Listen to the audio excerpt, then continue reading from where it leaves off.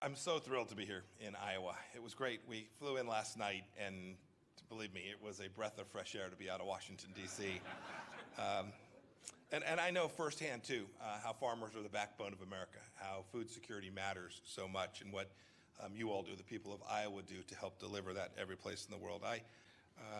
George Washington has the famous quote that says, "I would rather be on my farm than be emperor of the world." Today, President Trump and President Xi deal with each other, trying to make sure that we get this important relationship right. Indeed, you all know Iowa's bounty has attracted many Chinese leaders wanting to know the state's secret for prosperity. But they haven't fully embraced the principal ingredient for Iowa's success, which is free enterprise and hard work, and the central idea of allowing individuals to have their own autonomy and their own dignity, and to lead and take chances and to take risk and to build their own businesses. Indeed, when the heavy hand of government dictates economic policy, we all know that productivity plummets. Innovation necessarily grinds to a halt, and people are much worse off. Only the free market makes life better in the long run. These market principles, the ideas of fair competition, have made American companies the global standard for success and quality. Indeed, when consumers eat an American steak, they know exactly what they're getting. Worldwide trust in the American brand is unmatched, from farm to table, as we might say. We also have the highest quality because of our free market system. Companies value their brand in a market-based economy and work to protect that reputation. And President Trump's low-tax, regulation-cutting agenda is ensuring that our ag industry, along with all the other sectors of our economy, have room to continue to grow and thrive, that our countries continue to innovate without undue burden, that our farmers will be able to bequeath their rich piece of earth to their children. Unfortunately, China has taken a different approach. It has a state-led set of economic practices that threaten the health of the American agriculture industry that you've all worked so hard to develop. When we hear the stories of China stealing sensitive technologies, we often think of the technology that powers our fighter jets, our smartphones, and our medical devices. But Americans should know that China has targeted intellectual property and technology essential to farming, too.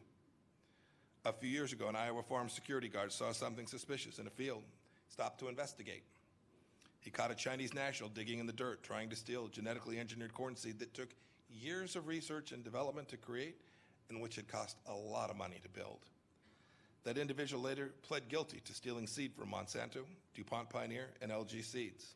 There's another story, a different Chinese national who stole hundreds of genetically engineered rice seeds produced by his employer.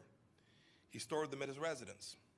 He then passed the seeds to representatives of a Chinese crop research institute when they came to town. And it wasn't until the Customs and Border Patrol, our CBP officers, searched their bags before a flight that he was caught. And then, of course, there's the theft that takes place in the robotics and industrial technologies that form the backbone of our agriculture industry as well. Every time there's a theft of this kind, it eats away at the history. It eats away at the seed corn of the industries upon which you and your children and grandchildren depend. And you should know, too, it's not just big companies that suffer. As one farmer said, quote, "What no one seems to understand is that they're stealing from people like me. They're stealing the research that farmers pay each time they buy a Monsanto seed."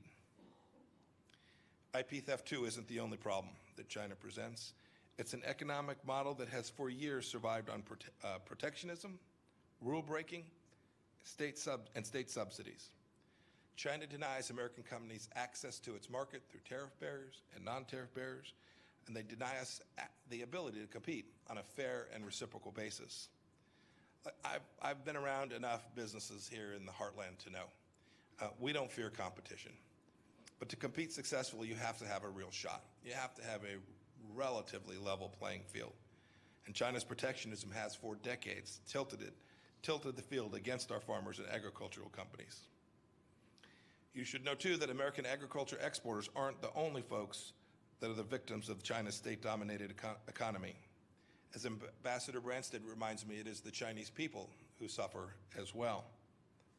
Think back to 2008, when tens of thousands of Chinese children got sick from contaminated milk and baby formula, with several of them dying.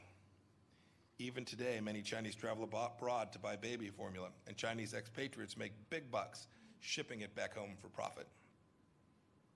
A few years ago, Time magazine investigated fake Chinese eggs and came up with this list of scrumptious ingredients: resin, starch, coagulants, pigments, sodium, alignate. I'm going to stop there. Today in China, counterfeit goods, counterfeit products, the overuse of pesticides, reprocessed cooking waste all remain persistent problems. And just as China has guarantees of human rights written into its constitution, China boasts plenty of food safety laws. It's not about writing down one more regulation or one more rule. But enforcement is weak or non-existent. And as we see so often in socialist countries, the prevalence of corruption in China's state-commanded economy frequently allows this kind of fraud to go undetected and almost always unpunished. And even when it's uncovered, the incentive to cheat remains unchanged. The Chinese people deserve better. The good news is this: help is on the way. American producers and Chinese consumers will both be better off. The outcome of President Trump's trade negotiations currently underway will pay dividends for people in each of our two countries. The president is taking a very hard line on stopping the theft of intellectual property. For our egg producers, President Trump is fighting to level the playing field to which I earlier referred, so that we'll be greater market access for each of them. Where China is concerned, new market access must come, and we must do so in a way that creates systems that are enforceable.